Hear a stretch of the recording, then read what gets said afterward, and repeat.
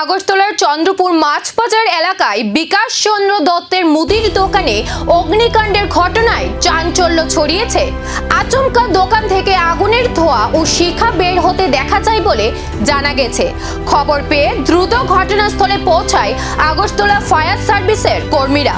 আগুন নিয়ন্ত্রণে আনতে শুরু হয় তৎপরতা। তবে কিভাবে আগুনের সূত্রপাত, ক্ষয়ক্ষতির পরিমাণই বা কত তা এখনো স্পষ্ট নয়। আগুন লাগার প্রকৃত কারণ খতিয়ে দেখা হচ্ছে। বল গেল চন্দ্রপুর আগরতলা চন্দ্রপুর মাছবাজারে ইলেকট্রিক সার্কিট থেকে একটা আগুন লাগছে। খবর পেয়ে আমরা আসলাম, এই আগুন নিয়ে পেলাম। কিসের দোকান ছিল এটা? এটা গ্রোসারি শপ, মুদি দোকান। কিসের থেকে লাগছে আগুনটা? এটা কারেন্টের থেকে লাগছে।